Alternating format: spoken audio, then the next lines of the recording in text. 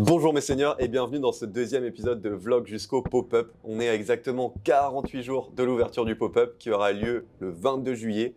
Je le dis ici, comme ça je me dis que vous pourrez aussi un peu vous projeter avec moi dans la préparation. Mais il y aura bien sûr une annonce un peu plus officielle, un peu plus conséquente sur Instagram. Aujourd'hui, plusieurs sujets que j'ai envie d'aborder avec vous. Premier point, comment j'ai réservé le lieu, combien il m'a coûté, comment je compte un petit peu l'aménager sans trop de spoil. Et ensuite, j'ai du découpage à faire pour des futures vestes Lacoste et j'aimerais bien vous montrer un peu comment on procède. Mais avant d'entrer dans le vif du sujet, grand merci pour l'accueil que vous avez fait au premier épisode. C'est trop cool, ça me fait trop du bien de reprendre un peu la caméra et de revenir aussi avec quelque chose de nouveau, des formats plus spontanés. Ça me permet de documenter, laisser une trace et encore peut-être une fois aider si quelqu'un veut se mettre à l'upcycling ou faire un pop-up. Merci beaucoup pour l'accueil que vous avez fait, ça fait trop plaisir. J'espère que ce deuxième épisode vous plaira autant. Let's go!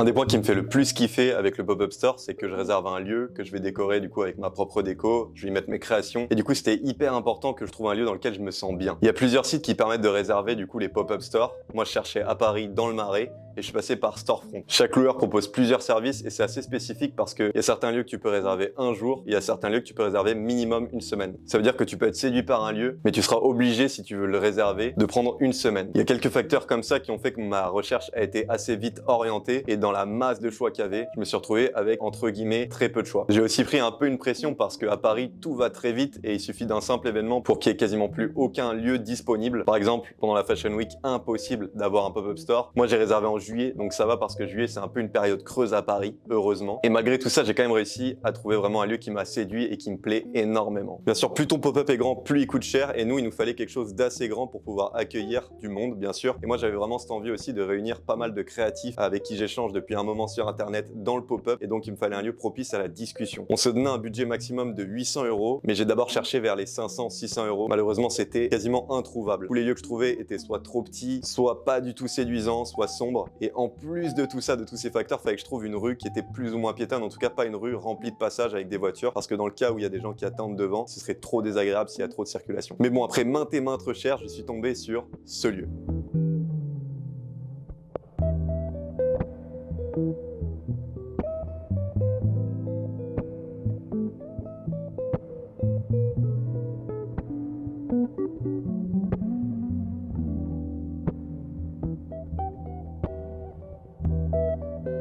Alors forcément, pour le moment, difficile de se projeter, que ce soit pour vous ou pour moi, mais en tout cas, le lieu était vraiment cool et surtout très bien placé. On est en plein cœur du Marais, juste à côté de rue Notre-Dame de Nazareth, qui est la rue des pop-up stores. En tout cas, la réservation m'a coûté 720 €. D'ailleurs, c'était assez marrant parce que quand le gars m'a fait visiter le pop-up, il m'a dit qu'il allait me faire visiter la rue à côté pour montrer un peu qu'il avait d'autres lieux. Et en fait, le mec, je pense qu'il est propriétaire des trois quarts, de la moitié des trois quarts de la rue. Mais bon contact à avoir, je pense. En tout cas, le gars, il vit plutôt bien. Maintenant que vous avez un peu plus de contexte sur tout ça, on va pouvoir passer au découpage des pantalons Lacoste et du patronage aussi.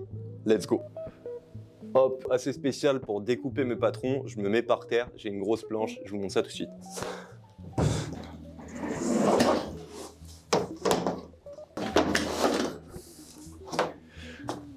Il fait une chaleur, j'ai envie de mourir.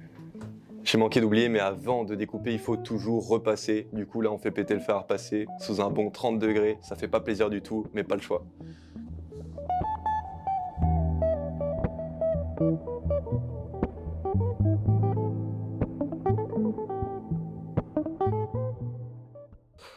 Maintenant que c'est repassé, je l'ai placé sur la planche. Hop. Et du coup, ce que ça me permet de faire, c'est quand je vais poser le patron, en fait, je vais pouvoir découper directement avec la roulette. Hop, roulette qui est juste là et qui est vraiment comme une roulette à pizza, sauf que c'est pour le tissu. Ne coupez pas votre pizza avec ça, les papos.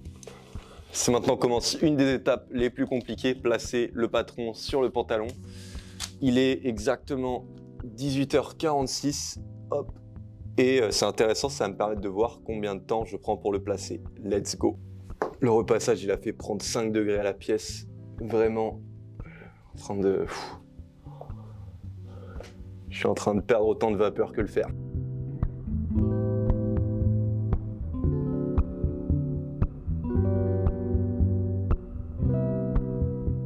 Ma mère là dirait on s'ennuie pas parce qu'en fait vraiment à chaque fois qu'on coupe un pantalon Lacoste, c'est toujours différent. Là je vais être obligé de prendre un petit bout du bas du pantalon pour le rattacher au bout d'un bas de manche. Bref, tout est obligé d'être magouillé pour réussir à caler une veste dans un pantalon, mais c'est aussi ça qui fait que le truc est unique et que c'est cool. Bon, moi, j'ai peut-être pas la patience de toi, maman, mais en tout cas, à la fin, on y arrive et c'est ça qui compte. Maintenant qu'on a placé le patron, on va passer à l'épinglage. Il est 19h15.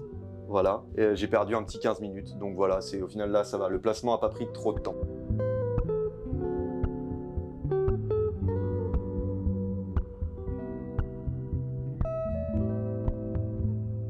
Il est 21h49, je viens de finir de placer et d'épingler le patron. Il reste plus que la coupe.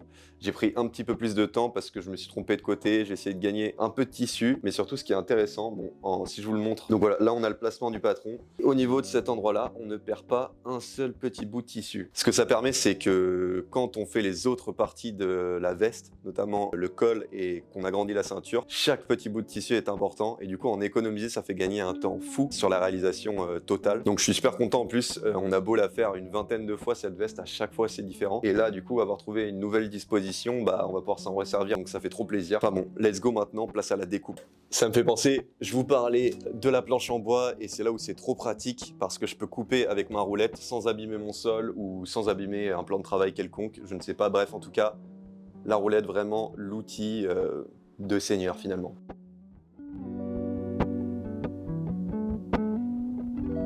Un truc que j'ai pas abordé aussi, c'est que c'est hyper stressant, pour moi en tout cas, de couper à chaque fois parce que là, si je me loupe, il n'y a pas de deuxième pantalon. Ça veut dire que genre si je me loupe, c'est loupé. Ce pantalon, c'est poubelle. Bon, j'abuse un peu, on peut toujours faire peut-être un petit patchwork ou un truc, mais vraiment si on se loupe sur le coupage, bah c'est très très difficile de rattraper. Du coup là, c'est vraiment le moment où je suis full stress.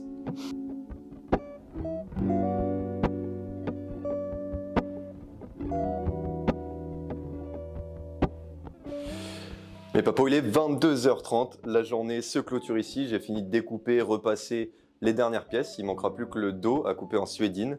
Voilà un peu ce que ça donne.